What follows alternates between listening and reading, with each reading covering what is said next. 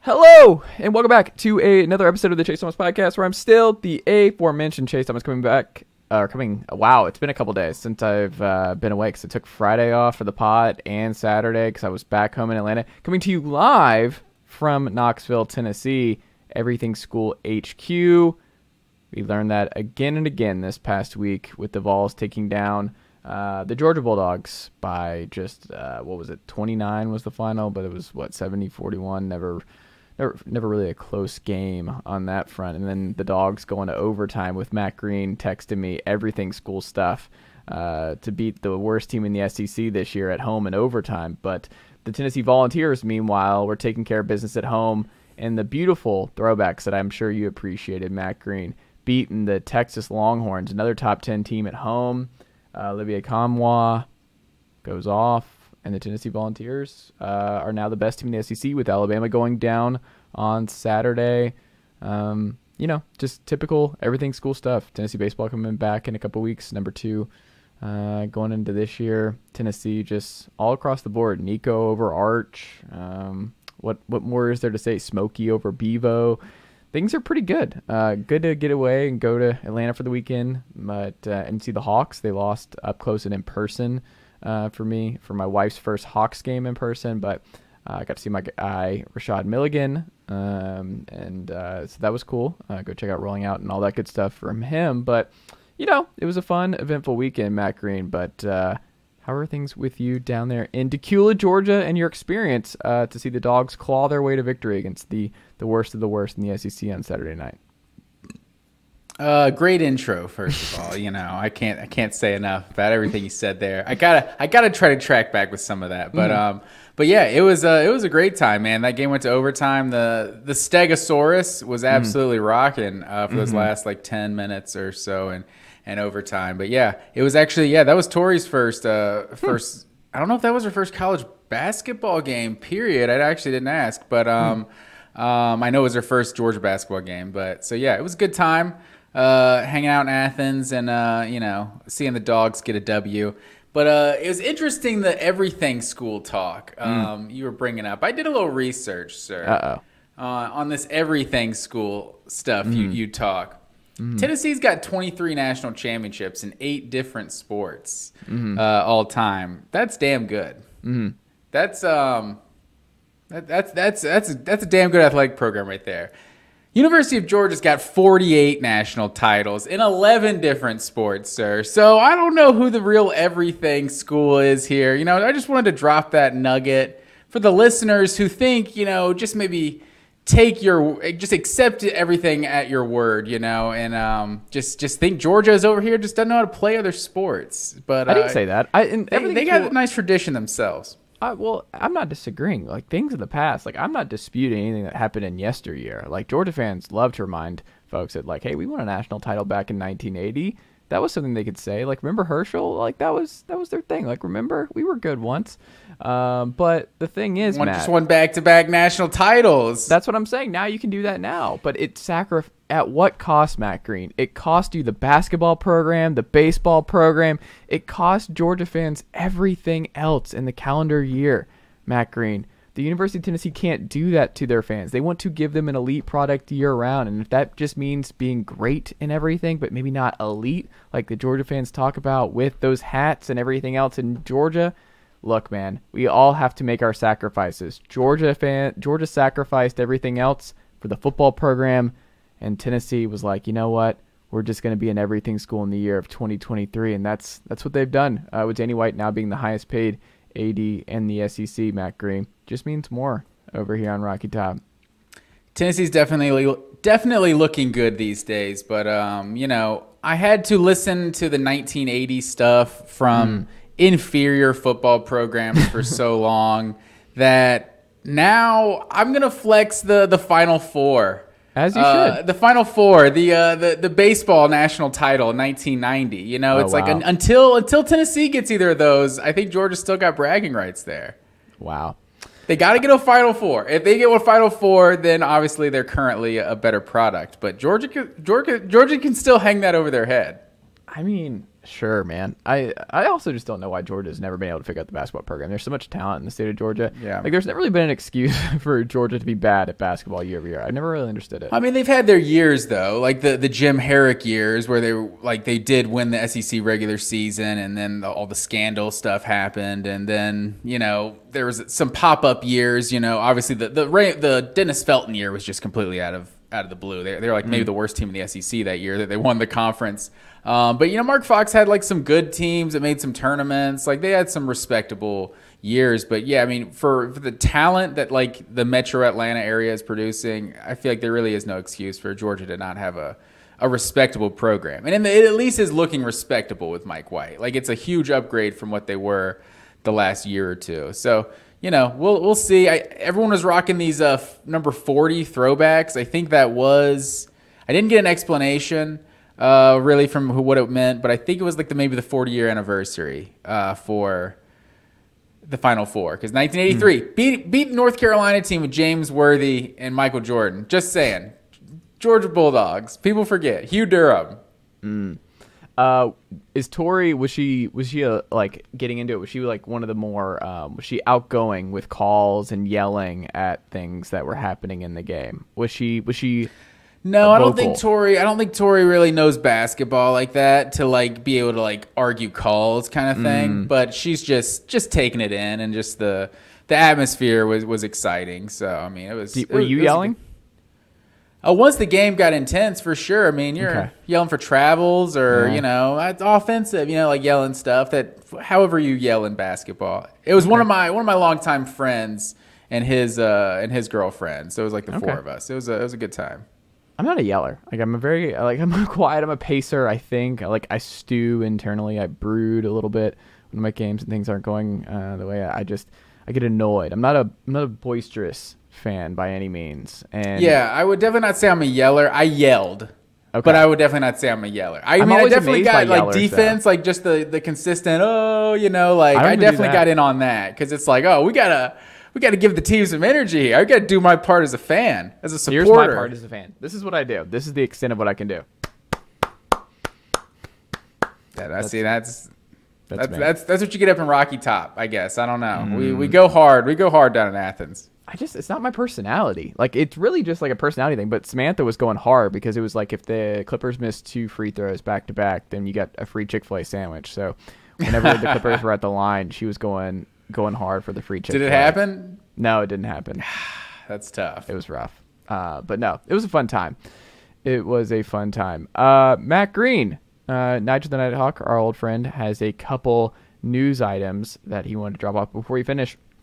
And don't forget, folks, you can check it out this time last week on the podcast where Matt and I did the first 7 of our 13 Green Coach Seat Heat Index for. I was gonna say the name is all messed up. I don't even. I like the words are all there, but these are not in the right order. But yeah, the hot seat, the Green Head Coach Heat Index. I don't know. Yeah, hot seat heat index. I don't know. Yeah, you get it. It's the hot seat. It's the hot. Part due. Yeah, there you go. We'll do that. But yeah, so we still got. Let's see here. We got 6 coaches. We still got to get through here. So we want to break that up to make sure they all got the time they needed on this one. So we'll get into that in the main event here. But check out the first 7 on this very feed. From earlier this week, or on YouTube, youtube.com/ChaseThomasPodcast. Like and subscribe, all that good stuff. New episodes each and every day on the YouTube page, so check us out there if you'd like to watch this very program. Miami, they fired Josh Gaddis, who was formerly of Michigan. He was at Alabama for a little bit. He was their OC his first year with Mario Cristobal on the staff. Kind of a surprising hire, but not really when you watch Miami football this past year, where the offense was just not good. Throughout the year, Tyler Van Dyke took a huge step back, and he got benched multiple times. Jake Garcia is now out of the program. Valdosta legend Jake Garcia. And you look around, and it's like, okay, well, they gotta get this thing. We gotta get this thing humming because they're obviously doing really well in NIL and recruiting, and Mario Cristobal's always done well there, but the offense cannot be what it was a season ago. And they have Kevin Steele run the defense, and I think they'll be fine there. But too much talent on the offensive side of the ball, and they're not messing around with Florida State going into next year as the favorites of the ACC. I think there's a little bit more pressure on Cristobal and the staff to have a big year 2, and they can't leave that up to chance. So it's going to be interesting to see where they go. Couple early names that have already popped up here. Matt Green is just the most obvious one, which I think they might go, is Marcus Arroyo, who was the co-offensive coordinator with Cristobal at Oregon in 2017. He was fired, weirdly enough, for winning. He just won 5 games. Barry Odom replaced him at UNLV. I was pretty surprised by that firing. He went 7-23 overall, but UNLV is a tough job, as you know. Just not a lot of winning tradition with the Rebels and the football team, but I thought they were moving in the right direction and was 1 game away from making a bowl game. So that was a pretty surprising firing at the time, but that makes sense as a reunion. Joe Brady, who's also in the mix for Alabama, it looks like he was the OC at LSU in their national title run, maybe the best offensive year ever. That'd be a huge get. Obviously, they could land him. He's QB coach right now in Buffalo. Major Applewhite, who's been in a lot of different stops. He was South Alabama's offensive coordinator in 2021. So he went 10-3 with South Alabama this year with Kane Womack in that group. So seems like he might be the other main guy. Andy Ludwig is in there. Of Utah, you've got your old friend James Coley. He was offensive coordinator there from 2013 to 15 under Al Golden. Ken Dorsey, obviously a legendary quarterback at Miami, but he wouldn't go back, I don't think. Clint Trickett's maybe a fun wild card name there. At Marshall, was doing really good work. 9-4 this year, beat Notre Dame. Great stuff for Thundering Herd in that program. But Matt Green, what do you make of Miami making the change and kind of the pressure for Cristobal in year 2 to win? And I think he really has to nail this next hire to run the offense. Yeah, I agree completely. I think this is kind of a red flag. I think I've had my reservations about Cristobal, like, to begin with. Like, it seems like those Oregon teams really underachieved. The Pac-12 was kind of theirs for the taking for a few years, and they just never really did it, never really got in the playoff or anything like that. So Miami was bringing its own challenges, like, and just having to really rebuild the program. He's a great recruiter, but this offense was just so bad. They scored 21 or less 7 times last year. Like, in college football, it's like that's not going to cut it. Like, 68th in the country, I believe, in points per game this past year. Like, Tyler Van Dyke was like a dark horse Heisman, like maybe first round, at least a first round pick. People were talking about he could be the number 1 pick coming into 2022, and it's like he just had an awful year. You know, I don't think Tyler Van Dyke's that bad, but, you know, to go from, you know, the Broyles Award winner to getting fired, you know, the next year at Miami, like that's pretty crazy. So I don't know. It feels like a red flag to me because I think there's a lot of pressure, especially like Cristobal being, you know, more of a defensive guy. Like, he doesn't necessarily have, you know, his hands on the offense. It's just super crucial that he gets this hire right. 97th in scoring last year for Miami. That's just not going to cut it. Like, it's just not going to be a thing. So, and I mean, they were a tough watch. I mean, they lost to Middle Tennessee State at home. Yeah, exactly. They were. I think they actually won one of those games that they scored less than 20, like 14-12 or someone. I'm not sure who it was, but yeah. I mean, some of those names you threw out, like, it's just like Miami's one of those jobs that, like, I'm not sure they know what level they're on. You know what I mean? It's like it's a big time job. Like, they've won championships and like they have all this NFL produce all these NFL players and history and everything, but like, from what, like, you need to be a successful college program these days, like their stadium being like 45 minutes from the school and stuff like that, it's like, I don't know. Miami provides its own challenge. Like, I don't know that they go out and get like some of the hottest names on the market, like a Joe Brady or something. Like, his stock isn't necessarily as high as it once was, but I don't know. I'm kind of curious to how big time OC Miami can get, honestly. Like, I mean, James Coley, like, that would be a disaster. Like, James Coley would not be a good idea. No, James Coley's not. I'm going to guess it's either Major Applewhite. I think it's going to go Major Applewhite, and if it's not, I'm going to guess it's Marcus Arroyo is my guess, is the backup there. And I think that's probably fine. But I think if you're a Miami fan, you're hoping for Major Applewhite. He's done good work across college football. Obviously, a good recruiter and Texas guy, and I would trust it. I just don't think Brady. I think Brady and Dorsey are pipe dreams. Brady, I think, is going to end up at Bama. My gut tells me Brady ends up at Bama. Like, what's going to happen is going to be pretty wild for a lot of people, where I think Saban's going to bring in Jeremy Pruitt and Joe Brady to run the offense and the defense, is what it seems like we're headed, Matt Green. I mean, that would be some damn good hires. So, I mean, that's about as good as they could possibly do. Like, Jeremy Pruitt, like, he's become like a joke of a coach, kind of in the just, I don't Great know, defensive from a coordinator, narrative perspective. Yeah, the way people talk about him. But yeah, this is one of the best defensive coordinators in college football, like, without a doubt. No question. Like, I think it'd be big hire. But yeah, we'll see what it holds. And he's a Bama graduate, right? Like, he actually went to Bama, I want to say. Sounds right. I mean, he's from Bama. He's like I know a grad that. assistant or something. Like, analyst. Like, he started from the bottom. Yeah, Bama's definitely like a dream job for him. Like, it was definitely the thing. And Griffin coached at Hoover with Rush Probst back in the day. Asparagus, what is that? One of my favorite YouTube videos with Jeremy Pruitt learning what asparagus was on Two-A-Days. A great clip, Matt Green. Two-A-Days.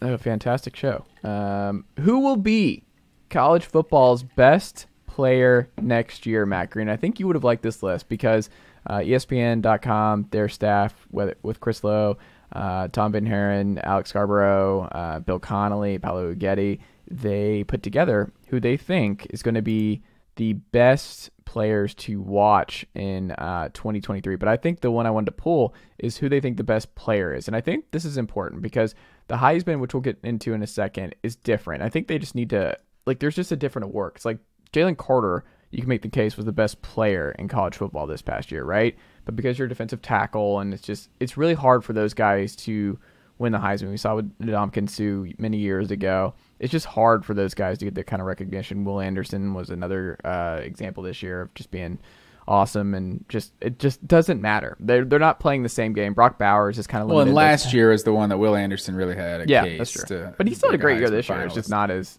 Bama wasn't as good, so he didn't get the same kind of love. And he got neutralized in that Tennessee game, which was just another top-notch job by Josh Heupel and company. The $9 million man, Josh Heupel.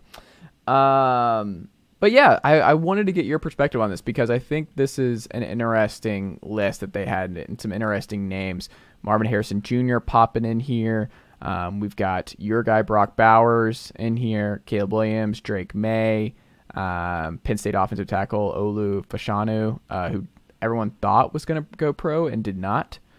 So he seems like he's going to be up there.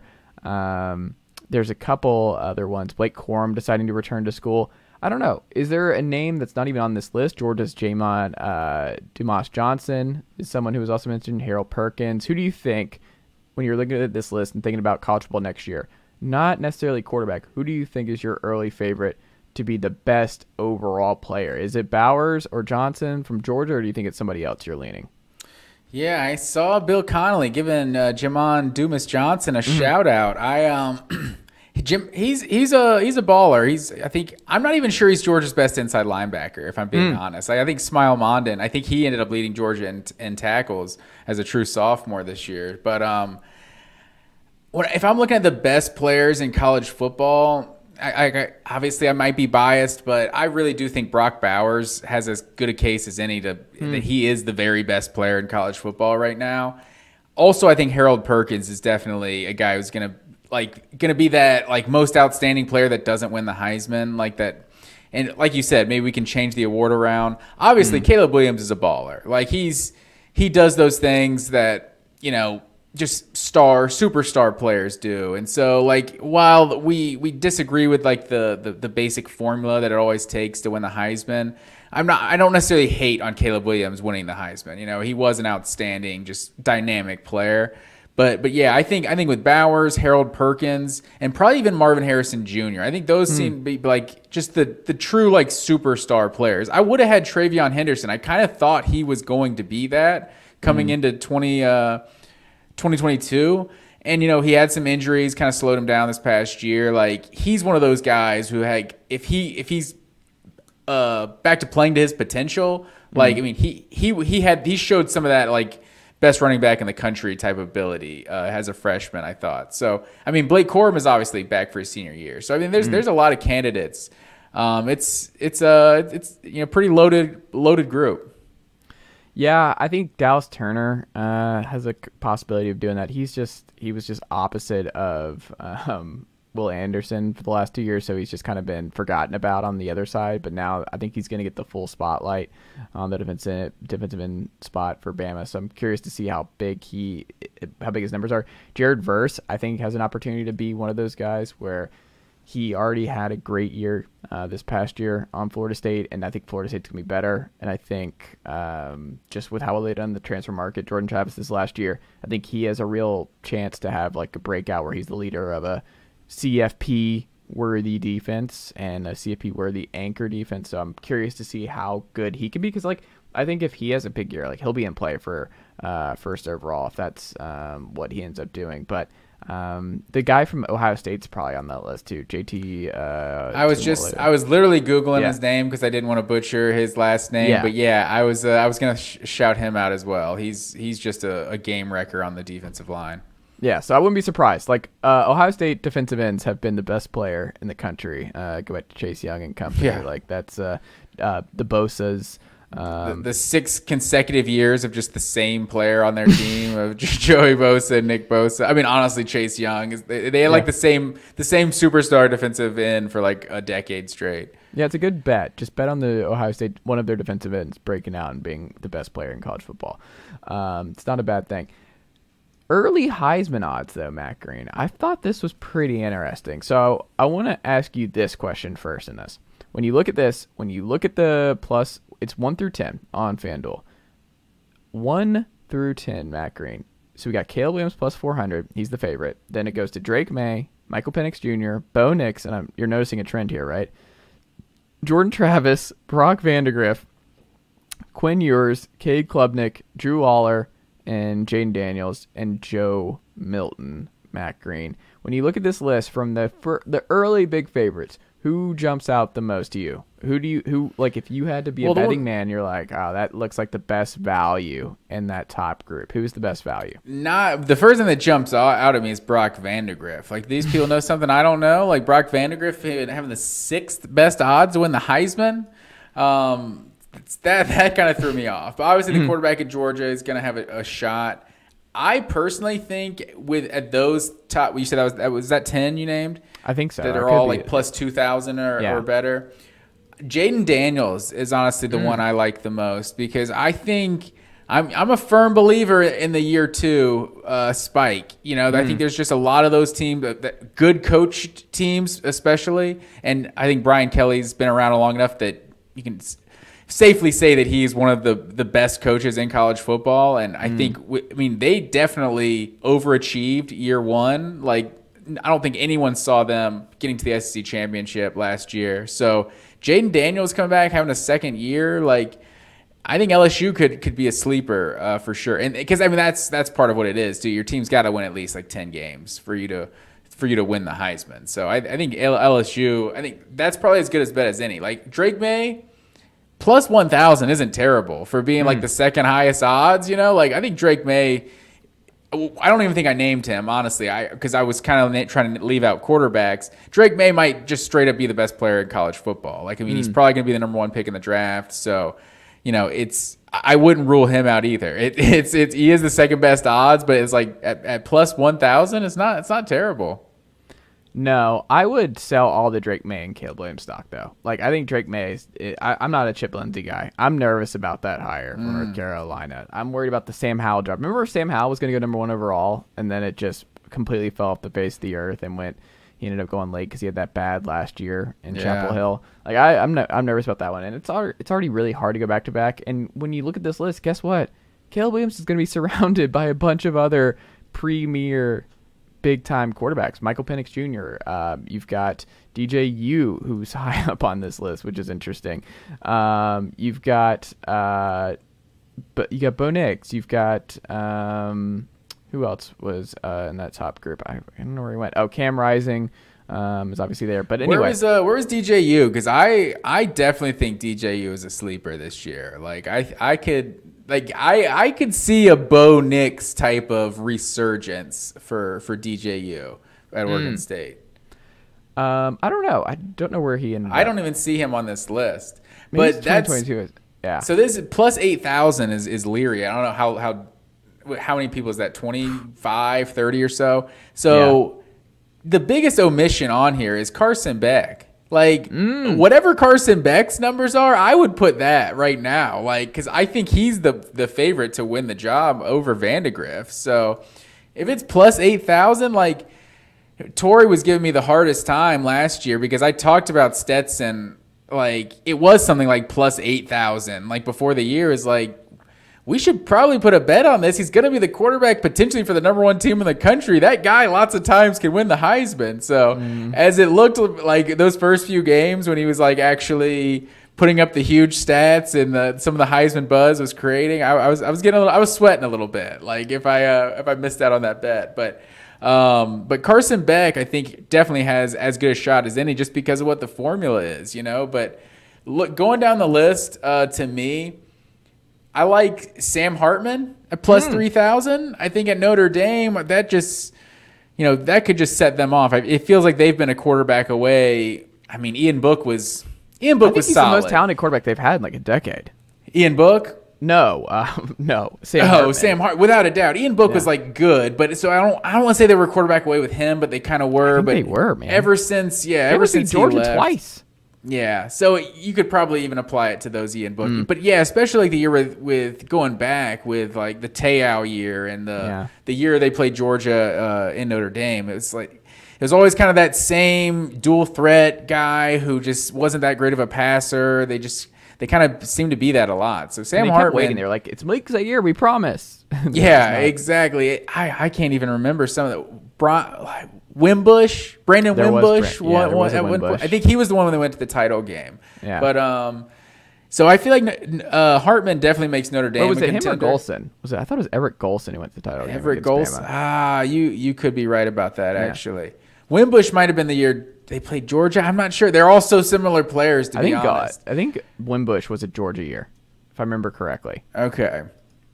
But just going down the list, like Marvin Harrison Jr. like plus 5,000. Like he seems like he could have a Devontae Smith type of Heisman type season. Like he's to be that low on the list, and he's one of the best players in college football. I'd take a shot at Marvin Harrison Jr. KJ Jefferson taking a long shot. Who knows? Yeah. For me, I have two. Matt Green. I have two that I think I would if I was getting on any of these right now. Here are my two. I'm not going Joe Milton. I'm just going to go ahead and tell you at plus 2,000. I would stay away from that one, folks. I'm not going anywhere near that one. What I will say, there's two that jump out to me. One, Will Shipley plus 6,000. With Garrett Riley entering the fold, you saw how much Clemson was giving him the ball, both in space, in the backfield. We've seen some running backs win it. Derrick Henry and company, Mark Ingram. Like, it's not impossible for a running back to win it. Strong, he was doing it all for Clemson in that game against Tennessee, and I think he's just a vocal point because the receivers are not what they've been in years past in Clemson, and he is asked to do a whole heck of a lot for that Clemson group, and I think narratives matter a lot in college football awards, and I think the narrative with Will Shipley is like, this is a do-it-all back.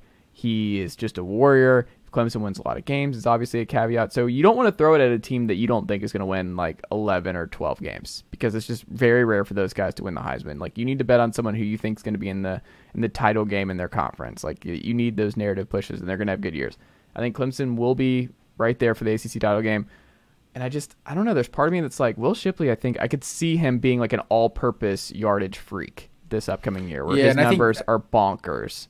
And I think that's what it would take. Kind of, obviously, Derrick Henry wasn't that, but he was just such a workhorse. But yeah, it feels like it takes that maybe like that Reggie Bush type. That's like a dynamic catching the ball, and obviously on the ground. Maybe returning punts. I don't know if I see that from Will Shipley, but in terms of like what is he plus 6,000? It's like worth a shot. Yeah. I think there's a chance he could be the best running back in college football. I would agree. I'm not as high. Like I was very low on Will Shipley after his freshman year. I was like, especially for being a 5-star, I was not impressed at all with him in 2021. But in 2022, I think like the second half of the year, he showed like kind of how dynamic he was. For sure. For me, the other one was Ty Simpson at plus 2,500. Like, I think he's a really good player, 5-star out of Tennessee. Yeah. Like, I think Bama's they're gonna bounce back, and obviously he's gonna have a lot of pass catchers. And just if you think Bama's gonna be really good, it's always good to bet on the Bama quarterback, and the odds are pretty low for that one. It's been Bryce Young at high marks for a while. The value's low there. I would jump on Ty Simpson right now because I think he'll be under center for Bama this year. I think that's pretty good value at this point. Yeah, that's a good call. Same for Ohio State. It's like Kyle McCord's at plus 2,500 and Devin Brown's at plus 5,000. Like, I don't know who's going to win the job, but every Ohio State quarterback's basically put up the same stats for like 12 straight years. So I would bank on them doing it again. For sure. I mean, if they had a dip, like since like Braxton Miller's like, he was like Big Ten Player of the Year. Then it just went straight to JT Barrett, like to whoever was after JT Barrett. Like, was that straight to that was Fields, Haskins, right? and then Haskins and Fields, yeah. And now Stroud. Like it's just elite production after elite production. Troy Smith even before. Terrell Pryor before that. Cardale Jones for a little bit. Yeah, it's pretty ridiculous. The Craig Krenzel years are long and forgotten. Justin Zwick. Yeah. Was it Todd Beckman? Yeah, those days are long gone. The Jim Tressel era is long gone, Matt Green. Last thing before we get back into our Heat coaching hot seat index, Matt Green, presented by Matt Green, and that's just how we're going to do it because I don't know how else to rejumble these words that we have together to name this segment. But Matt Green, Stetson Bennett made the news again this morning. Talked about it over breakfast with my wife and family this morning before we departed Atlanta to come back here to Knoxville. And I don't know, like my first thought to you, Matt Green, I think you would say I've been very fair to Stetson the last 2 years, right? Like you would say, like, even though I make fun and I joke about the Georgia football team and like us being an everything school, there's still a respect here. Like there's still a look, Stetson's been awesome, and I've been like Georgia's been the team to beat, and Georgia's this and Georgia's that. I think I've been pretty fair. Like I make jokes, but I'm still by and large. I would say, like most people, you became a believer like 13 months ago. Like I think most people didn't believe him until he actually did it in the playoff against Michigan and Alabama, and it was like that was a really super high bar to set on anybody. Like go win the national championship, and then we'll agree that you're actually good. But yeah, I think going into last year, you definitely gave him a little more respect. I think you did say that he should ride off into the sunset. Fair take. That's a fair take. Because he would never do any better. And it's I didn't say that. Nope. Hold on. I said it's going to be the odds are against him finishing with the same exact. Like he was right. Like he got it. He did not lose a game this past year, so it worked out. But what my point was, I'm like, you're going out on top, and like you're not going to be like a 15-year NFL vet, and you're going on to bigger and better things. It's like you have this opportunity to like end on this unbelievable story note, and like you'll only have these positive memories forever for all these Georgia fans.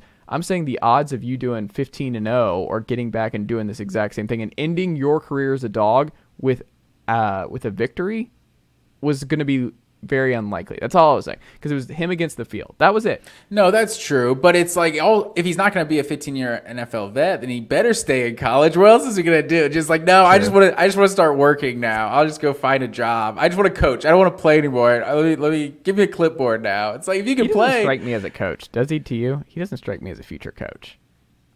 Well, these latest transgressions, are really hurting his stock, but I mean, I don't know. Well, you have a take on this, Matt Green, because we were talking about it off air. I think you have a take on this. I just think it's just been a weird post-month, because as a Stetson defender this whole past year, I think the stuff we can say at the event, like the headphone incident or the auxiliary cord incident, was significantly overblown, and that's not a real thing. Like people who are getting mad about his looking around and not paying enough attention or whatever, that was stupid. And Stetson like dunking on the person for calling him out. He's like, dude, I was just playing with the auxiliary cord and like managing the tunes on the float. you can watch the video. It's defensible. It's like, yeah, I get it. Yeah. That's fine. The speech itself, you could just, as a Georgia fan, because I've asked other Georgia fans, and they were like, yeah, that was kind of rubbed some folks the wrong way. Talk to Georgia people. Like, you could see how some people were, like, okay with it. Others were like, that was kind of weird. You just went back to back. Like, you're a little mad for, like, they're just at the wrong people here, maybe a little bit. Like, I think you might be more mad at media who were doubting you for a while. I think most, if not all, of the Georgia fans were just 1,000% on board with Stetson all year long this year. I think last year would have made more sense to have that kind of speech where they were still like, I want JT back in. I want JT back in. But this year was unquestionably Stetson's team, and I think Georgia fans, you can speak more to this, were 1,000% behind Stetson Bennett this entire year. I would say there were weird. some. I think, like you said, the timing seemed weird. It seemed almost like he would have done that last year, like you said. But I don't think Stetson had the swagger necessarily last year. Like, maybe he still didn't believe how good he was. It seemed like this year he kind of played with a different type of swagger. Yeah. Like, he kind of he just the celebrations, the dropping the mic stuff, the phone stuff. It's like he had a little more of a swagger this year, I feel like. So that could be kind of part of it. And I don't hate it. Like, I felt like the people who made a big deal about the parade, it did seem kind of like odd time, or the speech, I should say. Did you hear it live? Odd timing. I did, actually. I went to Creature Comforts after after they went in the stadium, and they actually were playing it. So, and everything. As a fan, what was your immediate reaction? What was you and Tori's reaction? Did y'all in the moment go, "This is weird. This is a little strange"? I think my exact reaction was like, "Oh shit, I see Stetson." Like, because I mean, this guy's earned the chip on his shoulder. Like, even his own fan base pretty much thought he wasn't good for most of the season. The year he won a national championship, Like, a lot of Georgia fans want to rewrite history. Like, they've been around, they've been on his side the whole time. Like, I just basically trusted Kirby Smart, and I'm like, if Kirby Smart gets paid to win football games, like, if he thinks Stetson's better than JT Daniels, then he's probably better than JT Daniels. Like, I think he's earned that trust, not from all Georgia fans because of history of quarterback decisions, but I wouldn't say I just was 100% believer in Stetson the whole time. I think it was the Florida game, 2021, that I was like, maybe we should see if JT, how the offense is looking. I wasn't 100% sold. Nolan Smith, I think that's what Nolan Smith should get the biggest shout out for, because he was the first one that kind of just, unprovoked was like, look, Stetson's our guy. We're behind him. Like, I feel like after that point, it seemed like, Stetson kind of had more confidence the rest of the way. But I feel like he earned the chip on his shoulder. So I didn't really hate him just being like, man, y'all gave us a hard time. Like, and, we just keep on winning. Like, and, so maybe you're not satisfied with a 4-point win over Missouri, but like, as a football team, you're like, our job is to win games, and we won the game. It's had a really good year. So that's one thing I was going to say. I didn't know if you were going to use that, because I feel like people are using this as like a laundry list of like, oh, Stetson, ever since the national championship, he's just all these bad looks. Like other than this is the first one. Like, this has been intoxicated in public. Plenty all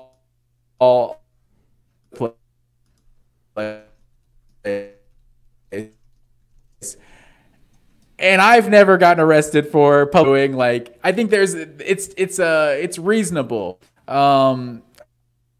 It's not unreasonable to be an NFL team and just a certain way about,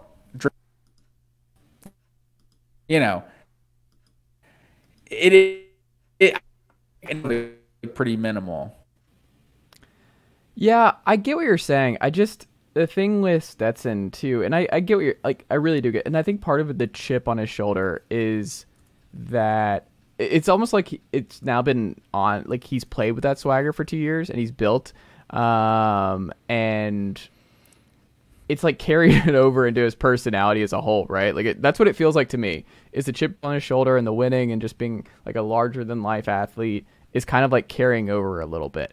We're like, all right, like this is great, but now it's over. Like you've played your last down as a Georgia Bulldog where you had the best roster around you, which is not, look, a shot at him. It's just the reality was like you had this situation most Saturdays where your roster was significantly better than the team you played's roster. And if you want to play in the NFL, it's not how it's going to be. The rosters in the NFL the margin of error in the NFL is just so razor thin, and so many teams are so close to each other. Like that's what the NFL wants, is everyone to be very, very close, and then a couple different players, whether it's the quarterback or whoever, kind of flips it to go one way or the other. Like, but the rosters by and large are still very, very close in terms of talent and all that. So I think for him, the decline to go to the Senior Bowl was weird, and Malik Cunningham took his spot. I think that was another part of it where it was like it was a late invite, and we don't know the whole story on why he ultimately declined. He's still going to throw at the Combine. Georgia has their own pro day that he'll do and all that, but like just a little weird. It seemed like that was just another opportunity to make connections and a good opportunity for those guys who were not like the Bryce Youngs and the CJ Strouds of the world they know they're going top 10, right? Like Stetson, it's just another opportunity to network and increase your draft stock, increase your notoriety, and to see what you can do in that kind of circle. And it's just a big event and a big opportunity. So he's not going to do that.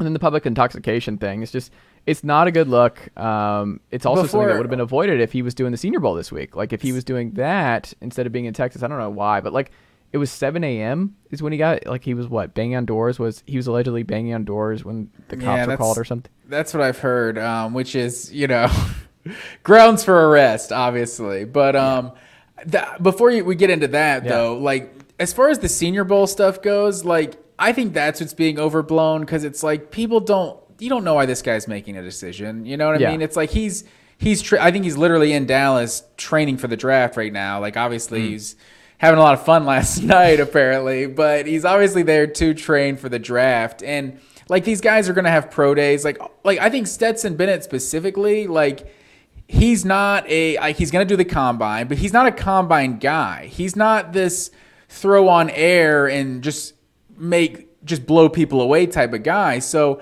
I think there's also an angle of that it's like you want to know what Stetson Bennett is? Turn on the game film, and like he's a tape that's guy. what I am. So you stack him up against a guy who's 6'4" with a rocket arm or something, and that guy's going to look better than Stetson Bennett. But it's like, was there ever one time in 2021 or 2022 that you thought Will Levis was a better player than Stetson Bennett?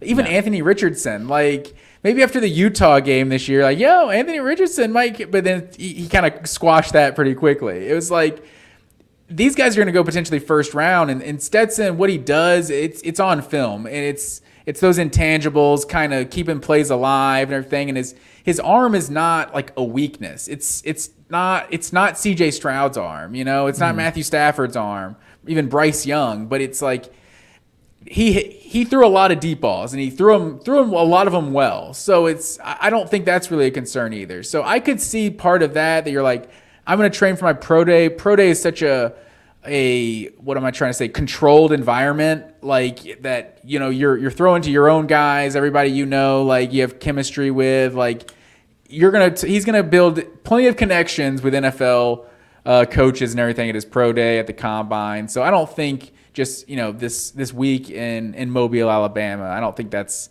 a reason to like question his character or anything. No. None of this is questioning his character. It's just more of like decision making. Yes, that's all we're looking at is decision making. Where you're like, did you think that one through when you did this speech? Did you think this one through with how this would look? Did you think this one through with the judgment call of being out and getting arrested and this coming out at this point? Because like, I don't know. It's just narratives come about from this, right? Like now this is all spinning, and this is going to be something he has to answer about in meetings, right? With team meetings ahead of the draft, right? They're all going to ask about this, is what I would guess going forward. Like this is now something that he's going to have to talk about, and he's not going to enjoy talking about it and addressing it and saying that, look, I messed up. This was I made a mistake, whatever.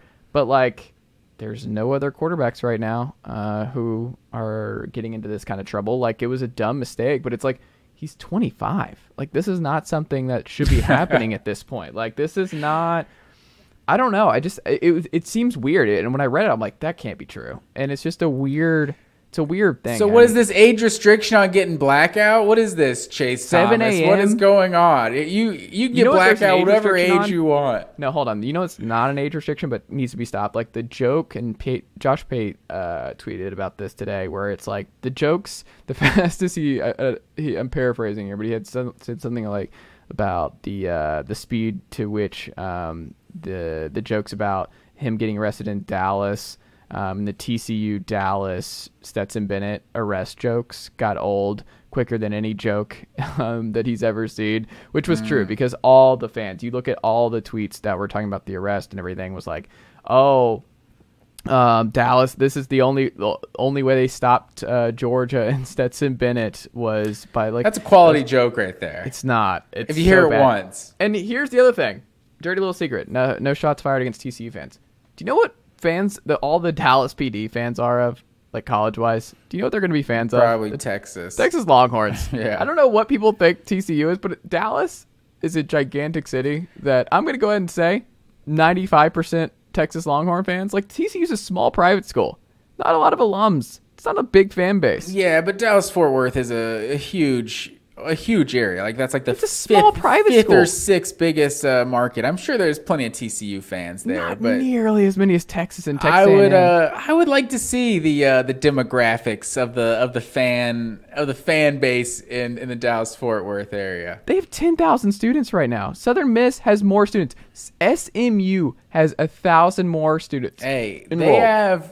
They have a college football playoff appearance and a national title appearance, and that's. I just think we're giving too much more credit than the Texas to like, Longhorns can say. We're giving too much credit to the TCU fan base, where it's like, oh, that's the Dallas area stuff. I'm like, what are we talking about? They have 10,000 people at this school. What are we? I was about? thinking that watching the Bengals tonight because they have a defensive back, a rookie from Cincinnati, and I was thinking like, oh man, I bet this guy's fan favorite. Played Cincinnati's on the Bengals. I was like. They're probably Ohio State fans that they're root for the Bengals, but yeah, Cincinnati is not necessarily moving the meter. But hey, CCU and Cincinnati, they've been in the playoffs, so that's more than some of these quote unquote blue bloods can say. I just hope it all I like Stetson. I hope it all comes together. I hope he he figures it out. But I mean, Mel Kiper said this week that he was going to be a 3rd round pick. Is what he's hearing. Which would be interesting. That's about where Hendon's been mocked. So I'm curious to see which one goes where. Hendon coming off the torn ACL, so he's not going to be able to do a lot for teams, which obviously will hurt his stock. But they've been compared all year long, and Stetson and Hendon had just back and forth. Awesome rivalry. Both should have been Heisman finalists this past year. But I don't know. I think it's just something that, look, we don't know what happened here in Dallas. We don't know why he did not decide to ultimately go in the Senior Bowl. It's just, I don't know. We'll see. It's just kind of an odd, all we can say for sure, right, is it's just it's just a few odd decisions by Stetson Bennett of late. See, and that's the only point I was going to make. It was just that, like, when it comes to, like, what the NFL is thinking about him, like, they're not going to care at all about the speech and the speech at the parade or the Senior Bowl. Like, they might ask a question about the Senior Bowl, but there's going to be nothing about that that's going to do anything to his draft stock. But I mean, this is not nothing. Like, I mean, you are 25 years old. You're a quarterback. You're naturally going to be in that leadership position. Like, Stetson's not going to be. He wasn't ever going to be drafted to be the franchise leader. He wasn't going to be the assumed starter by whoever drafts him. Mm-hmm. But when you're a quarterback, you're 1 injury away from basically being the leader of the team. So you got to possess those leadership qualities.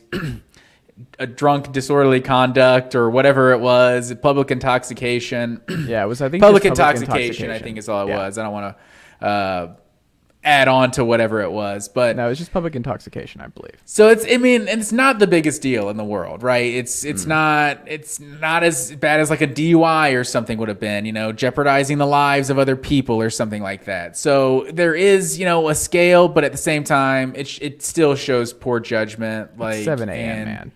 Yeah. You're 25, man. It was 7 a.m. and the quote was the preliminary. Yeah, he's on Eastern time, it's a little different. It's one time zone over, misdemeanor, but they said, quote, in a statement to in a statement to ESPN, a Dallas Police Department spokesman said officers responded to a report of a man banging on doors in the 1600 block of Tribeca Way at 7:10 a.m. on Sunday. When the quote, the preliminary investigation found when officers arrived, they located the man, Stetson Bennett, 25, and determined he was intoxicated. Bennett was taken into custody and transported into the city detention center in charge of public intoxication. He left the detention center Sunday morning, but could not be reached for comment. I don't know. We'll see. I think if we're being honest, I want to promote, safe consumption of alcohol. But I think if we're being honest, this probably just added to his legacy in the city of Athens, Georgia. I think he fits in just like any other student from UGA now. I don't know. It's just, you're about to be in an NFL draft and you're 25, man. I don't know. I can't sign off. There's nothing Stetson can do to hurt his legacy. I guess not at Georgia at this point. Yeah. 2-time national championship. Two-time. Like Ric Flair said. There you go. Ric Flair, who Georgia fans disowned, by the way. He was like a Georgia fan at some point, and then he was like a Michigan fan. Everybody. I don't know what this guy's doing. He went to like Minnesota or something, right?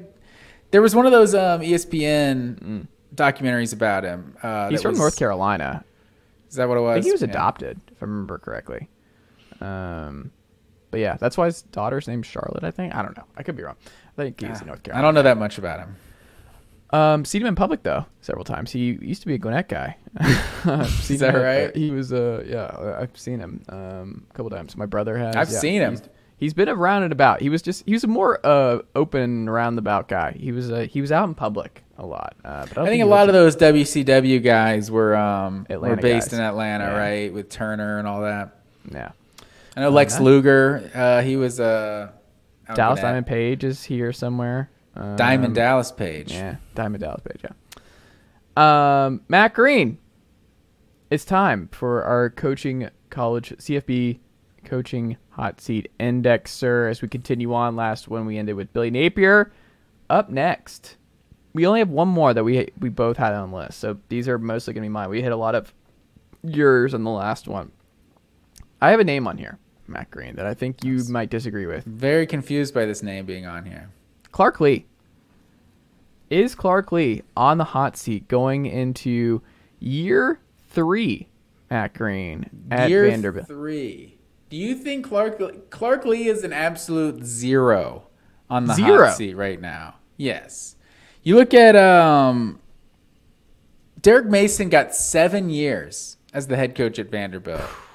Was it Bobby Johnson before that? Before Franklin? He got 7 years. Vanderbilt was never good. Yeah. This guy just won, was it 6 games or 5 games? 5. No, people 5 thought and 7. he was going to win 6 games, and then Tennessee. Curb Street thought.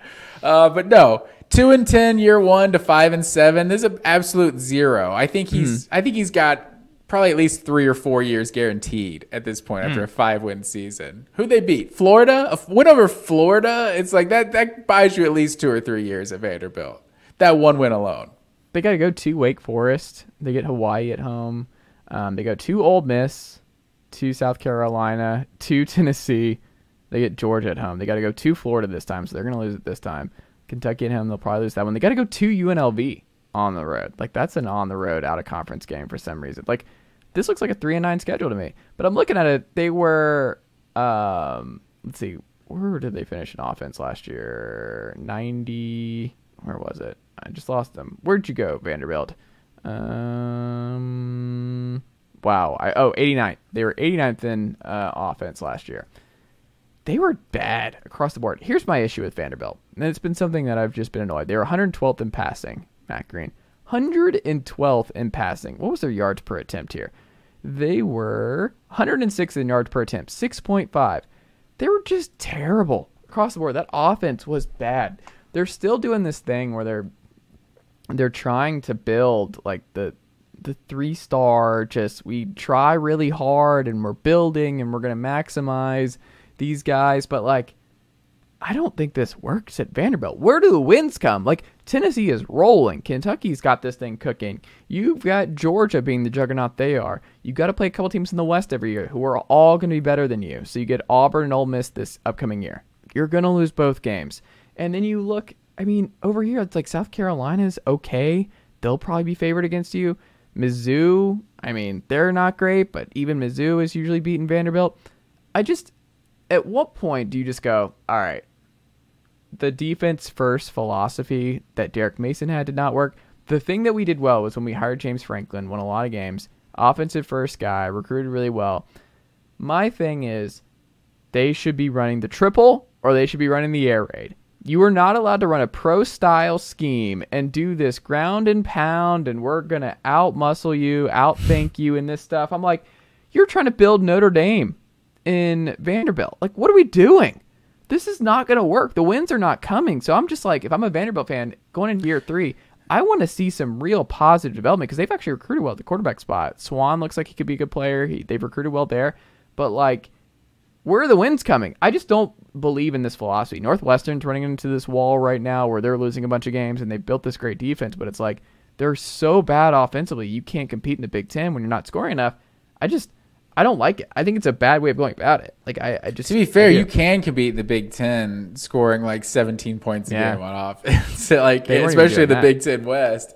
But and Kentucky, I mean, that's kind of what Mark Stoops has built Kentucky into being, just being like a physical team. And Kentucky, they're gonna have a quarterback going in the top 5. They had more history than Vanderbilt, but for a long time, at least before Tim Couch, Kentucky and Vanderbilt were essentially the same. Like they were both just absolute bottom feeders. So, Kentucky is a bigger school than Vanderbilt is, but there's not.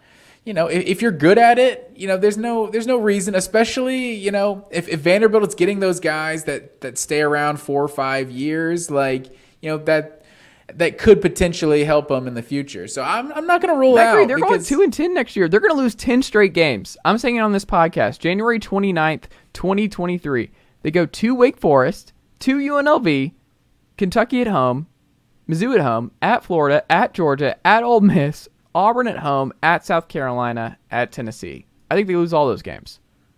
Vanderbilt, they'll win a game or two they're not supposed to win. That's all I'm saying. I just think it's going to go backwards. They won 5 games, and now they're like, oh, we're going bowling. I think the expectations are a little bit too high now. And people are like, oh. What? You think expectations are high? What are the expectations really? I think people are going to be expecting bowl games. And I think the administration might expect a bowl game by winning 5 games this past year. And they're not going to. I think they're hoping for a bowl game. I don't know. They're not sniffing one. You think if they go 5-7 again next year? They're not going 5-7. But I'm saying if they do, like you think this, but that's my point exactly. You're saying they're not going 5-7. Like it's no chance to go 5-7. 0 chance. So if they do go 5-7, they're as happy as they could possibly be. Yeah, they're like, what? We won 2 conference games this year, 3 conference games. Like hell yeah, keep doing it, Clark. I don't know, man. I think he's a good coach in a lot of other spots. I just don't think this makes sense. I don't believe in this kind of ideology at Vanderbilt.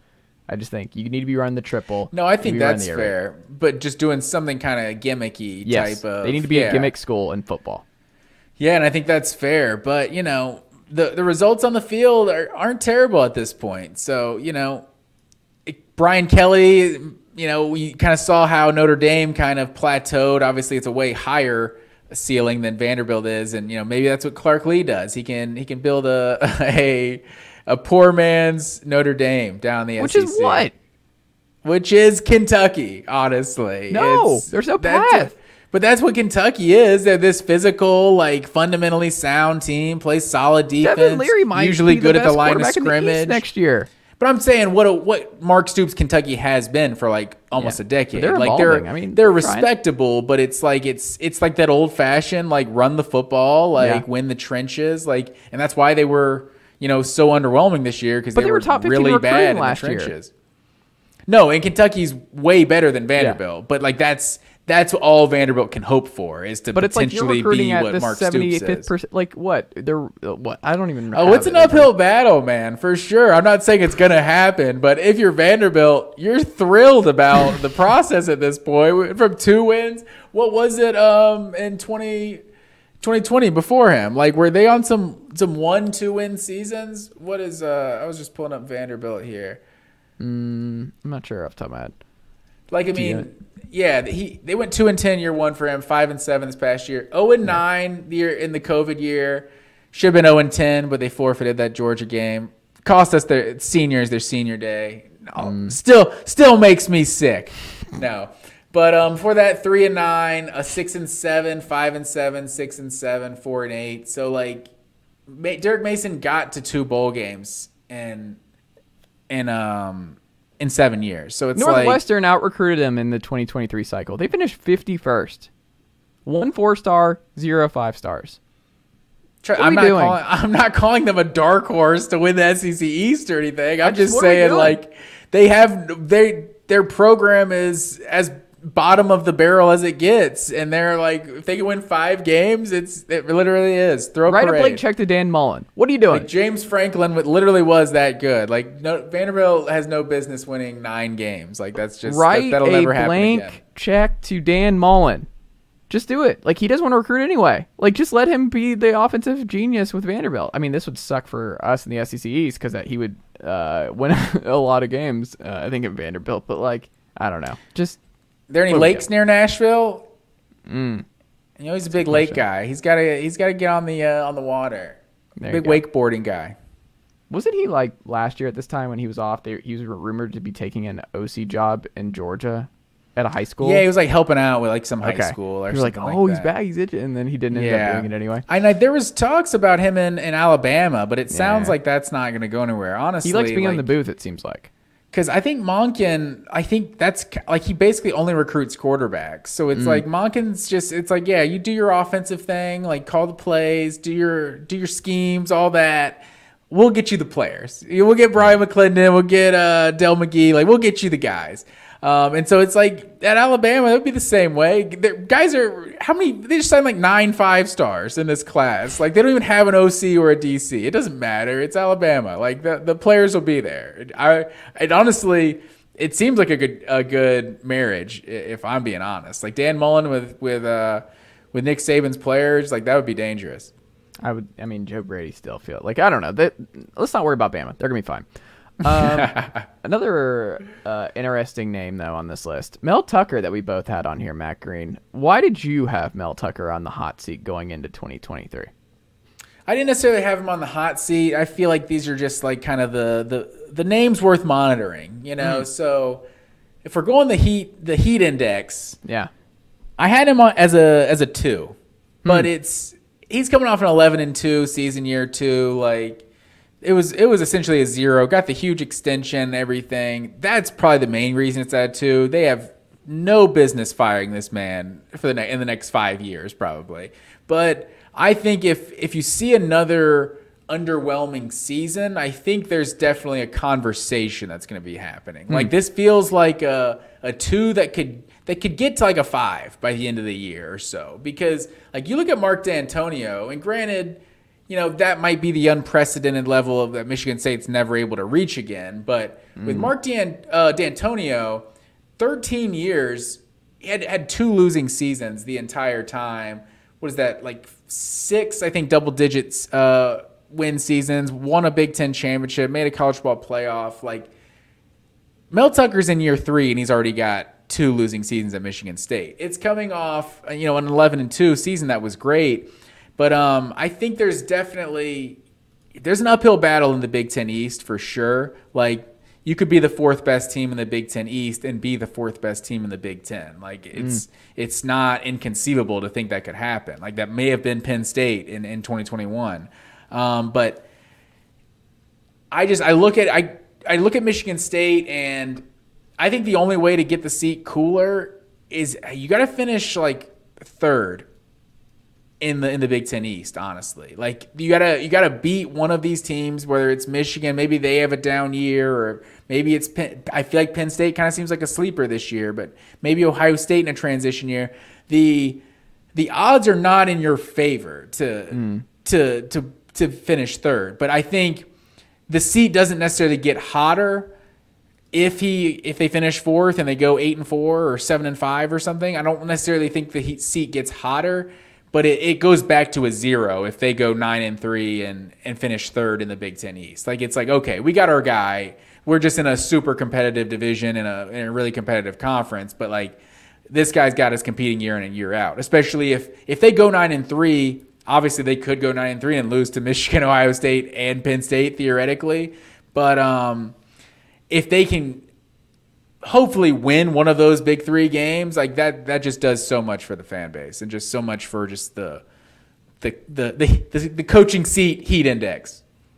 5-7 is not going to cut it. What they did this past year, like just too much money for 5-7. Yeah. And I mean, D'Antonio, he got Michigan State into, the playoff. Like they've been in the college football playoff. Peyton Thorne was good for them as a quarterback, and it's never good. Like I'm always nervous if I'm a fan of like the team when it's like, okay, well, what's been Michigan State's best trait the last 2 years, right? Kenneth Walker 2 years ago on offense. This year was Peyton Thorne on offense. Like their scoring offense has been great the last 2 years. The offense is fine. The defense has been a train wreck, and he's the defensive guy who came in there. He hasn't been able to get the defense right. So it's like, okay, as a defensive-minded coach, why are the defenses not good? Why are we 101st in total defense? Like, for context, Tennessee finished 92nd in total defense last year. Michigan State was 101st. Like, it's a troubling trend. And you're like, okay, that's got to get righted at Michigan State if they're going to take the next step. And they're going to join the Michigans, the Ohio States, and then, like you said, the Penn States of the world. Wisconsin just beefed up their group. Like, Wisconsin's coming with Fickle. They're going to be really good, I think. So they're going to bounce back soon. Minnesota's obviously gotten their act together with PJ Fleck for the most part. So they're a formidable group. Illinois just had a great year. Brett Bielema's got that thing working in Champaign. I don't know. You look at the schedule, Matt Green. This is a big year, I think, for him because it's nice. You get Washington, big out-of-conference game. Guess what? It's at home. That's gonna be that's a top 10 Washington team that's gonna come into East Lansing. That's a big one for Mel Tucker, I think, and that's one that I think they can win at home. It's good. It's a good toss-up game at home. Then you get to early on. Where to go? There it is. Well, also Maryland the week after Washington. That's kind of like that, almost like a fork in a crossroads game. It's like, because I mean, Maryland finished fourth in the Big Ten East last year, so it's like, which direction are you going? Is Maryland going to be better than you? If that's the case, you're going to be in the bottom half of the Big Ten East. Well, you get Michigan at home. You get Penn State at home to end the year. You get Nebraska at home. Your only big road test is at Minnesota and at Ohio State. This schedule... And at Iowa. Yeah. Don't overlook that home field advantage at Kinnick Stadium. Did they play Iowa last year? Let's see. They did not. I was going to say, I didn't think they played them last year. I don't know. I think they should beat Iowa. This Iowa group is not great. You should beat Iowa if you're Michigan State. But that looks like a 9-3 schedule potentially. Like you said, like that, you get a lot of big games at home. So I think next year is going to be a really big year for Mel Tucker. If 6-6 is not going to cut it, I think there's going to be some serious heat on Mel Tucker if they're not at worst like 8-4. Like 7-5 still probably keeps him for another year, but he's going to have to make staff changes. It's guess. Like Michigan State is like not a middle of the road. Like no. They have like, they're not like the sexiest football program, but like they've had a lot of good years, like going 10-3 and ended up in the Capital One Bowl or those type of seasons where like, they're one of the better teams in the Big Ten for the last decade plus for sure. So they it'll be interesting to see what they do. For sure, Matt Green. Shane Beamer on my list here, Matt Green. Dow Logans. Everyone wanted him in the SEC. South Carolina was lucky to get him. And look, man, Shane Beamer, Tennessee fans have it goes back a while now. There's a clear rivalry now between South Carolina and Tennessee. And they're playing it both up. Like, obviously it meant a lot when South Carolina blew out and ended Tennessee's college football playoff hopes in Columbia this past fall, and it was a great win. Spencer Rattler had the game of his life. It was awesome. Like they deserved every bit of it. They blew out Tennessee. Tennessee did not come to play on defense, and that was it.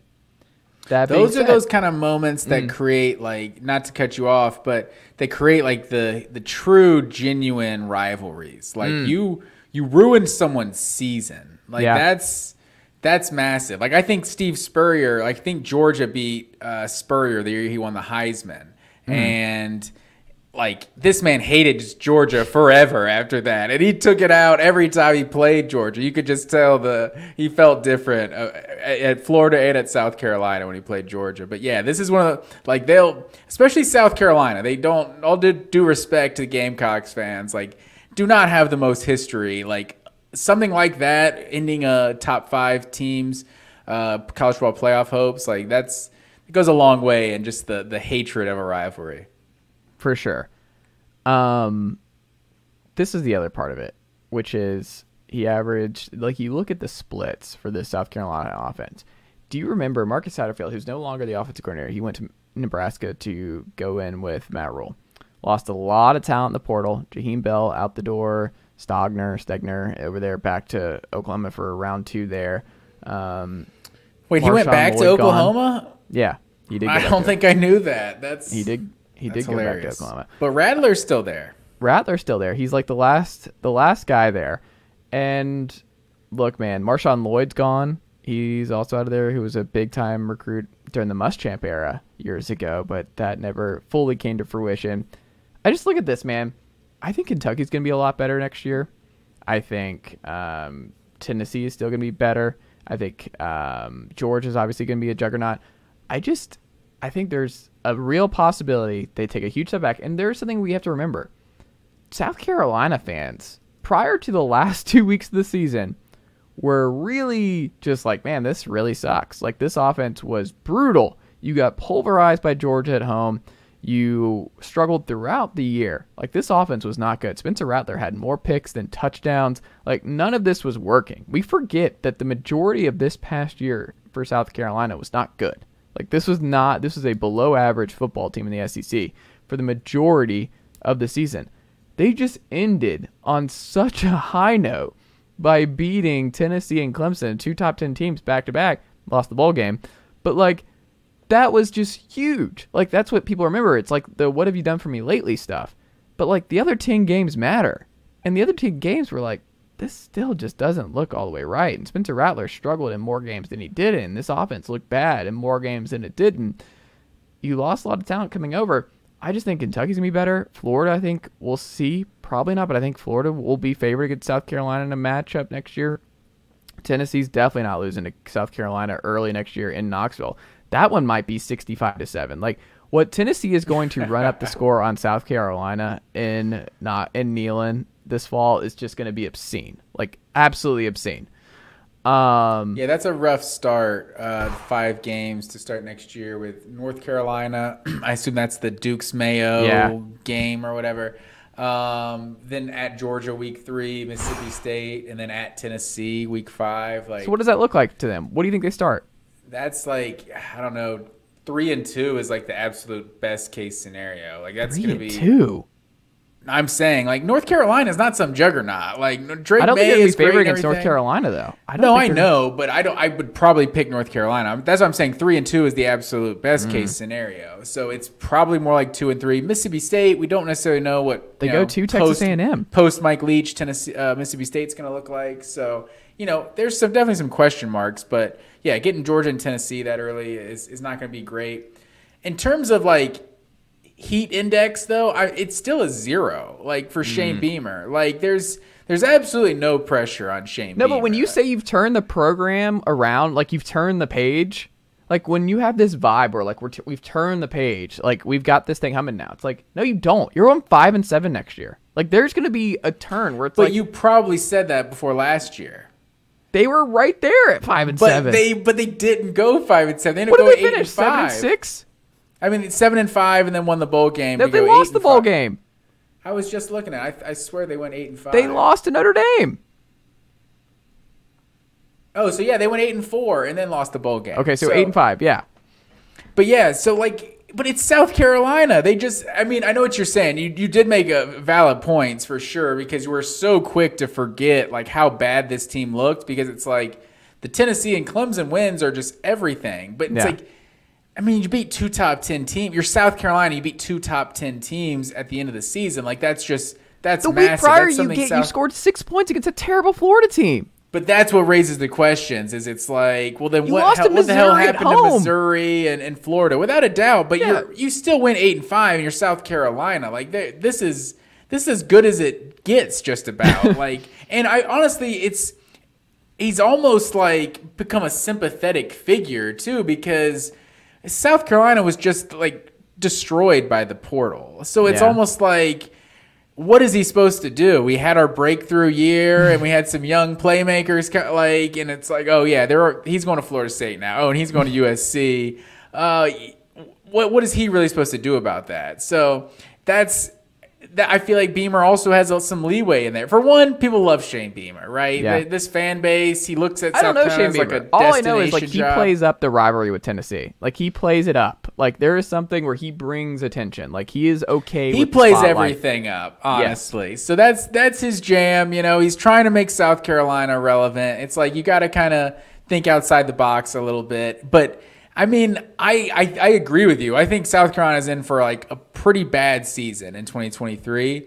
But it's like then we can judge where his seat sits at that point. But I mean, I think they hired him, like there was negotiations, like he was very cheap when they hired him initially, right? For like a pretty short-term contract, I think I heard. So like after 2 years, this guy has drastically overperformed kind of what they expected him to do. So I mean, he's at a zero right now. Like he's got a lot of job security. I think South Carolina, it's like you're talking about Vanderbilt. It's like different teams have different expectations. Like it wasn't like an A+ season for South Carolina in 2022, but it's, I don't know, like a solid like B+. Like it's a successful season.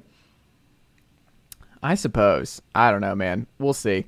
I just think it's gonna be a bad year, and I think we're on the same page. I think they take a step back. And Spencer Rattler not just going pro, I think was a mistake on Rattler. Yeah, I just don't think there's like no way. There's no conceivable way for them not to take a huge step back. It's just like Marshawn Lloyd, Jaheim Bell, like those are the two best playmakers on this offense. Like that's just, it's unfortunate, but that is what it is. Ryan Day, Matt Green. Is there any pressure on Ryan Day? Brian Hartline promoted to OC, loses Kevin Wilson to coach at Tulsa, obviously losing in really, really rough fashion against Georgia, coming out a party for him, calling plays. This is what's weird. He said he's not calling plays next year.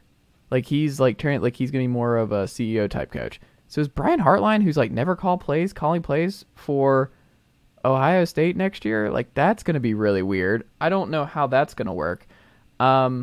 I don't know. Like, I think Ryan Day, he's lost to Michigan twice in a row. If I'm an Ohio State fan, I'm still pretty happy. Like, you should have beaten Georgia. Like, that was one of those where you're like, dude, that just hurt. Like, we had could have beaten Georgia. Well, I'm saying, like, you were there. Like, you gave Georgia more than they could handle than anybody else all year long. It wasn't even close. Like, you were better than Georgia for the majority of that football game. That was your game. Like they lost that game. Like that was rough. But that's where I push back. Not to get hung up on that. Is it's like they didn't necessarily lose the game. It's like, was there like a huge mistake they made or anything? It's like that kicker. You see that kicker's career stats, right? Yeah. He's never made a 50-yarder his whole career. It was exactly 50 yards or 51. It's like that's outside his range, Yeah. So it's not like it was a chip shot. Like it was an awful attempt, but like it was a heavyweight fight for sure. Right. I think either team could have won for sure. So you're a Ohio State fan. You feel like you definitely could have won the game. I feel you there. Yeah. It's just one of those jobs like what we talked about with Texas, with Sark. Just one of those jobs where it's like those fans have a right to be like, you should be in the playoff and competing for one every year. We are also Ohio State. We don't lose to Michigan back-to-back years. Like this is rare. Like this is something you don't do. I think there's real pressure on him because it's like you cannot lose to Michigan 3 years in a row. Like that is something you can't do. And Blake Corum's back. JJ McCarthy's back. Jim Harbaugh's back. I'm not saying he's on the hot seat going into the year, but like even with the new quarterback, it doesn't mean their expectations are going to end. Marvin Harrison Jr.'s back. What is his name? Who was also the slot guy, who was actually a 5-star. Emeka, was it? Abuka, yeah. He's back. Jackson Smith and Jigba's gone, but like, I don't know. There's a bunch of talent in the backfield. Like we talked about their defensive end. Like they're going to be a top 3 preseason team again. And Kyle McCord was a 5-star. He should step right in and be good. But like, that's the thing, man, this is a job where he would not be on the hot seat in just about any other part of the country for how successful he's been. But giving up play calling, losing the way he did to Georgia, losing back-to-back years to Michigan, I think he has to be better, which is crazy, but that's the job. That's the job at Ohio State. I think it's fair to say his seat's going to be very warm and he's going to have a very stressful year in Columbus. What do you think? Yeah, exactly. You said it. Like, it's the standards at Ohio State. Like, he might be one of the best coaches in college football, but the standard at Ohio State is just very different than almost every other job in the country. So that's what it comes down to. Because like you look at, I put this at a 4. And honestly, without the Georgia game being what it was, like if Georgia beat them by 2 touchdowns, I think it probably could be a 5 in like a game that like wasn't as competitive. Because you could make an argument Ohio State didn't really earn being in the college football playoff last year. It's kind of their reputation. Like, they weren't super, like they only lost the 1 game, of course, but it's like, it wasn't a tough schedule. Like they beat Penn State, and that was pretty much their only competitive win they had the whole season. So there was some kind of pushback on where Ohio State was going into the playoff. So for them to play Georgia the way they did, and obviously Georgia to just absolutely destroy TCU, like, and just see like, oh wow, Ohio State may have just been like by far the far and away the second best team in the country this year. You kind of make that jump, right? But you look at I kind of compare it to Kirby Smart with Ryan Day, because it's like Kirby Smart first 5 years, he had the 1 playoff appearance, like couldn't really win the SEC. He's coming up second to some incredible teams like LSU and Alabama in 2019, 2020. So obviously, the pressure is starting to build up, but the difference is that Kirby Smart elevated the program to what it was prior to him arriving in Athens. Whereas Ryan Day, it's like he took over Urban Meyer's Ohio State that was one of probably the second best program in college football when he took over. So it's for him to not be able to elevate the program from where it already is, it does start to feel, and part of it's unrealistic too. It's not maybe a little unfair, but it's Ohio State doesn't lose to Michigan twice in a row. Like, and I don't think there's necessarily as much pressure per se going into 2023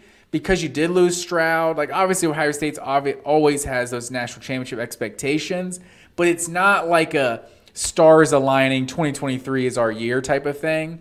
So I feel like if he beats Michigan, wins the Big Ten, the seed is cooled down and it's fine. Like it doesn't necessarily have to win a game in the playoff, doesn't have to win a national championship, but it's like you win the Big Ten and you beat Michigan, it's like, okay, the world is back as it should be in Columbus, Ohio kind of thing. It's like it's not just national championship or bust. It just about is in their years where, like this year, where they were so talented and they had the preseason Heisman favorite potentially with C.J. Stroud. So there's different year expectations, slightly different somewhere like Ohio State year in and year out, but there's got to be something. Like you can't lose to Michigan a third straight year. No, and I think, like, what would your gut tell you if he loses to Notre Dame on the road this year? They get Notre Dame on the road, which would be fun, and Michigan the same year. Do you think he's gone? Oh man! So, and then obviously doesn't win the Big Ten East. Yeah.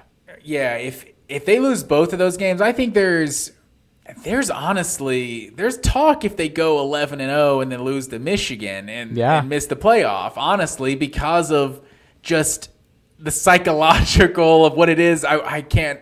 I'm blanking on the guy before Jim Tressel, but I think that's basically what he was. He was a really good coach that kept losing to Michigan, and we can't settle for losing to Michigan. So I think I think there's a conversation to be had if just that happens, which is also unrealistic. And he probably doesn't get fired, but people are emotional about their program. So if they lose to Notre Dame and Michigan, I could see it happening, but I don't necessarily see him losing to Notre Dame either. But Sam Hartman, Notre Dame's gonna be a different looking team next year for sure. Final 2, Mario Cristobal. We talked about Miami a little bit at the top, so we don't have to spend a lot of time with this with that OC hire. But year 2, what do you think? Is there a number before, like, to keep Miami fans believing that this is the guy that finally gets Miami back to where Mark Richt got them, which was number 1 in the college football AP poll at one point years ago, Matt Green? Do you think they turn it around in year 2? And he is off the hot seat. In terms of thinking, I feel like I'm still torn on what I think is going to happen in terms of Miami. But I personally put his at a 3. Like, coming off year 1 to already be at a 3, I don't think that is a good thing at all. Like, I think you should still be. You can miss a bowl game and still register a 0 in year 1 potentially on wherever you happen to be. But Miami wasn't bad. Like, they went 7-5. The offense was bad. 8. No, I'm saying before Cristobal got there. Like, this wasn't like the worst. Like, he wasn't taking a team that's just in the gutter. Like, he recruits well, and the offense, like you said, the offense was just so bad. And then now firing Josh Gaddis year 1, like that just I don't know. That sends off like the fire alarms. Like, there's something that kind of alerts me to like to know that you got your year 1 OC wrong like so quickly. Like that makes you feel like either maybe just knows he's not the guy for the job. Or it's pressing the panic button. Like, I don't know. I'm a little skeptical of Cristobal, and I think year 1, like going 5-7, like they hadn't missed a bowl game since let me see, like 2012 was the last time they missed a bowl game. Like that, Miami, for as underachieving as they've been, like they haven't been a bad team. Like Al Golden was making a bowl game most years. Made a bowl game the last 3 years he was there before he got fired. And obviously, like you said, Richt had like some success, had a couple teams that finished ranked and that sort of thing, a double-digit win season. So I think Miami is one of those jobs that like they're not – I think they're also – who really knows what real money is getting thrown around with NIL? Like, there's just so much rumors about stuff. But Miami feels like one of these schools that's a real competitor when it comes to NIL that – they're willing to throw some money at guys. So I think it feels like when you have that sort of, program, organization, booster kind of culture, you're not satisfied missing bowl games. You want to be competing for ACC titles. So I said for the seat to be at least cooler going to year 2, you gotta win a bowl game. You gotta at least go to a bowl game. Like, that's like the bare minimum. And honestly, winning 8 and 9 games is like really what you need to be doing in year 2 at Miami. I think they need to be like 9-3. I think this needs to be minimum 9-3. ACC's not very good. Like, if you look at this conference, true too, like that's part of it. It's just for me, I'm like, you have so much more talent than the rest of this conference right now outside of Florida State and Clemson. Like, this should be better.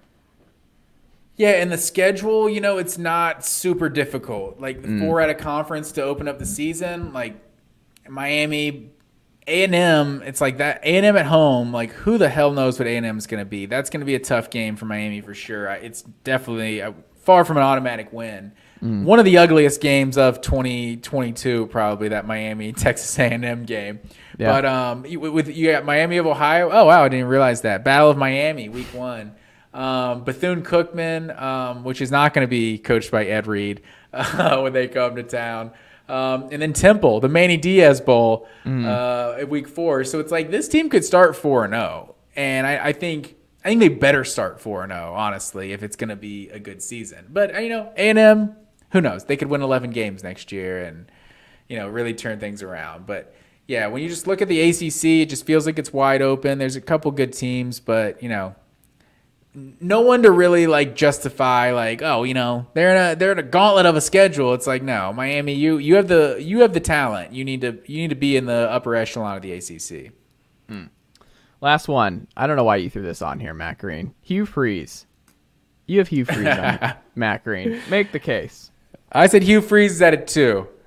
Auburn is just a resting 2. No one's safe at Auburn. So no, that one was I was just kind of joking around. Hugh Freeze, it feels like he's got the shortest leash in all of the SEC.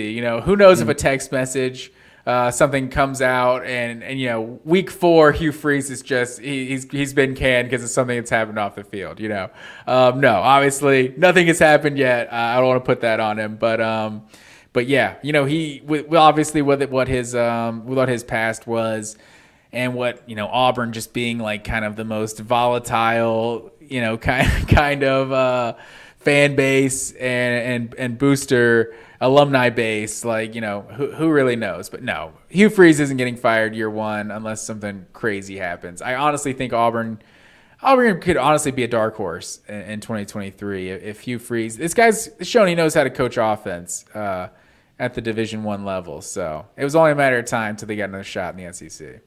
They've only won double-digit games twice in the last 10 years.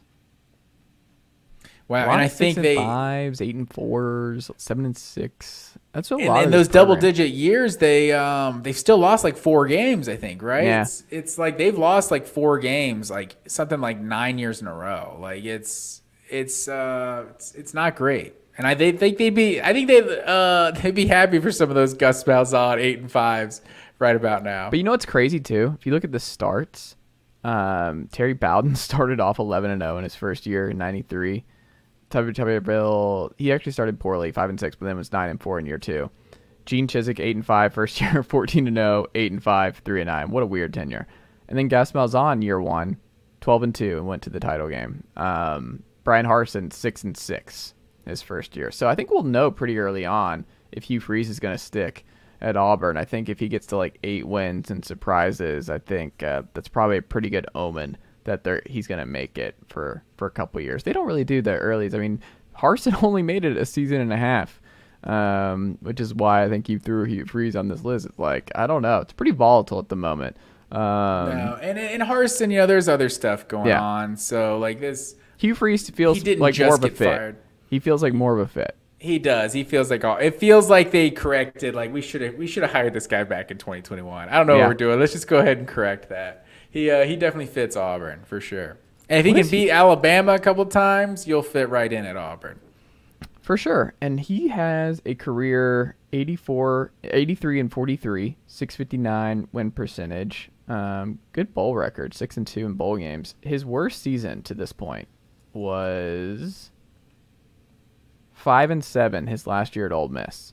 So he's won 10, 7, 8, 9. He won 10 games year 1 at Arkansas State, won 7 in year 1 at Ole Miss, and then won 8 in year 1 at Liberty, and never won less than 8. So I don't know. I think he's probably, if I had to pick whatever the over-under is. He was cheating, to be fair. So wow. I mean, not year 1. I mean, he was getting the recruits, however he was getting them in there. We're not doing any of that. He won games. He beat Saban. But twice. I'm saying I don't know if he can replicate getting that same level of recruits on campus. I think he's going to be fine. Auburn's going to recruit. Look at what he did to save this recruiting class, Matt Green. Auburn was down bad going into early signing day. He flipped the script quick. What did Auburn finish? Didn't they finish top 15 in this class somehow? Yeah, I think you're right. I had the recruiting classes pulled up on I think they finished top 15. They were down in like the 40s or 50s when he took the job. And really late in the cycle. I'm looking at 2022. Sorry. They finished 17th. Okay, yeah. It was to just get the bodies in there. Yeah, he beat Michigan, 21 TCU, guys Florida State, Arkansas. Like, he finished strong. Yeah, I don't know, man. That's a good call. I think I don't seriously think he's on the hot seat, but with what Auburn does with their coaches recently, and to be fair, Malzahn was 7 or 8 years. Chizik was fired because I think everyone knew Chizik wasn't a good coach. It was just like the Cam Newton, everything, the stars aligned and everything. But and then Tuberville had a pretty long tenure. So in all fairness to Auburn out there, they maybe they got it right, and Hugh Freeze will be around for a while. And this could be he could be coming around right at the right time. Like Alabama's. He had some success when Alabama had the best defense in college football. Like they've shown a little chink in their armor on the defensive side, some chinks in their armor the last few years on the defensive side of the ball. Like with how Hugh Freeze can coach offense, we'll see that quarterback competition at the very least should be interesting. For sure, Matt Green. Well, that's all I've got, sir. Anything you wanted to add as we wrap up here tonight? I just want to say shout out to the Cincinnati Bengals. I don't know if you cheated isn't the right word. No, they had their opportunities. They missed them. But man, what a terrible way to decide a football game. Like, I'm sorry. Like that was the refs calling that every single time. The refs need to to take in the context. Like, this is a huge moment, like in the Super Bowl. I just don't feel like hitting a guy like one step out of bounds. It was two. Like, I don't think a second foot had reached. I don't know. It was one of those. I always go on the the side of like, what does it feel like in the moment? In the moment, I was like, oh, they're gonna call it. That's how it should be. But see, those are two different conversations, though. Because in the moment, I was like, they're definitely gonna call this. Right? This is gonna suck. But it's like, I think that about like just generic hits on the quarterback these days. Like, you get a sack, Grady Jarrett gets a sack, and it's roughing the passer. Like, he's not a passer if he got a sack. So I don't even understand the NFL's rules these days. It wasn't like an awful call. I just feel like for the situation, it's like you're going to decide who goes to the Super Bowl on this play. It's like these guys are busting it full speed, picking up a huge first down. Like, he's trying to stop the guy. It's like, no, you got to stop right here. Not a half second longer. It's like, I don't know. It seems like just a little harsh to me. There you go. Matt Green. That's all I've got, sir. Yeah, man. That's all I got. It's an Matt excellent show. We'll have to figure out what we do from here after our coaching hot seat heat index. We have a lot of good ones. Maybe we should do let's do transfer portal winner and losers next. You do that. Yeah, let's do it, man. It's closed. It's all done. We know where everything's going. We got signing day. Also, quote unquote signing day this coming up next week. So there's a few big fish out there. Deuce Robinson, number 1 tight end in the country. Whole world wants to know where he's going. What if he surprised everybody just because he enjoyed catching passes from Nico in the Polynesian Bowl so much, where he's like, I'm just gonna go follow Nico, the number 1 quarterback. Is Tennessee in his group? I don't even know. No, it's just USC and Georgia. I don't think he's been to Tennessee's campus. Like, I don't think he's been like. It's just been Nico being like, come on.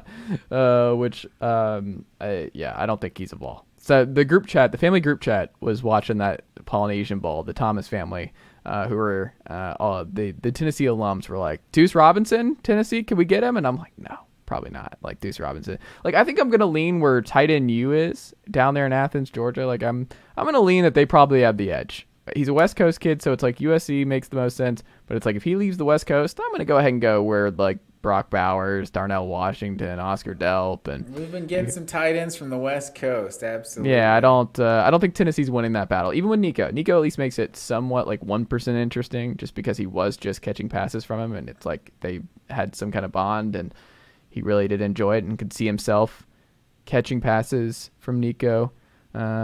On Saturdays, maybe, but I don't think so. I think my guess is Georgia. I'm always going to lead 5-star tight end, Georgia.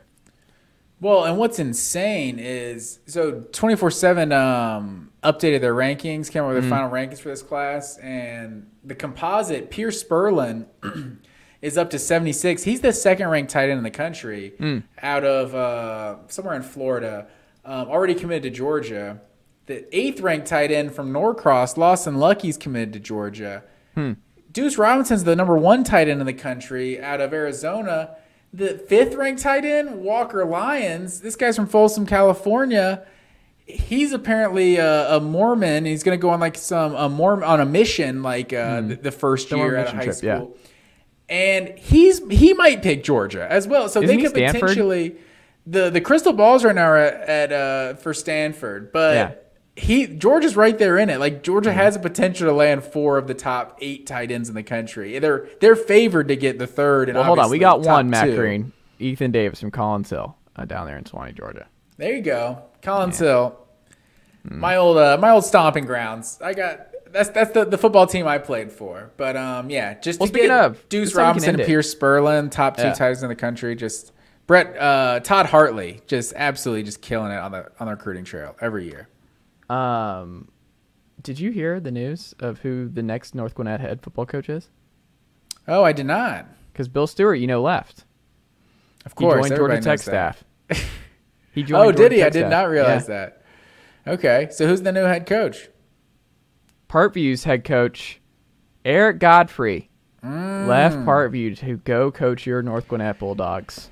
So I think that says it all. House divided. Where North Gwinnett and Parkview are as 2 programs. I think Parkview is really just a stepping stone job to get to the big time powerhouse in Suwanee, Georgia. Wow, I saw that and I was like, man, worlds collide over here. Matt's going to love this. He's on the Parkview coach, Parkview alum, friend of the show, Coach Godfrey, on his way to become the head football coach for North Gwinnett. It's a good job, though. But also, Georgia and Tennessee are going to be in a lockstep battle for the 5-star wideout from Parkview. They're battling. It's those the favorites for Mike Matthews. Yeah, is he? Is he a wide receiver at the next level? I think there's a chance he could play defense, right? I think he's gonna be a wide receiver. And Tennessee is the Blitnikoff situation has made that very good. So I'm glad that is a thing because Tennessee can show proof of concept now. And I think they're gonna get multiple 5-stars. It looks like in this class at the wide receiver spot. Wide receiver you up here, not in Rocky Top. Quarterback you with Nico being the number 1 in the class. And then you got tight end you, running back you, wide receiver. Linebacker you, honestly. Georgia's at this point as well. The running backs, they've kind of fallen off. Not the elite of elite running backs necessarily. No disrespect to Kenny McIntosh and James Cook, national champion, and Zamir White, national championship winning running backs. But feels like the days of Noshawn and Gurley of having like the elite first-round pick running backs, DeAndre Swift, even Chubb.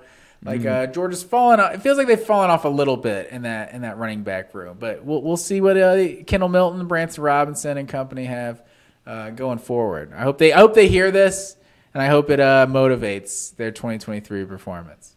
I just want Ryan Wingo. Let me get Ryan Wingo, and then we're good to go. Matt Green, thank you as always, my friend, and I will talk to you next week. Sounds good, man.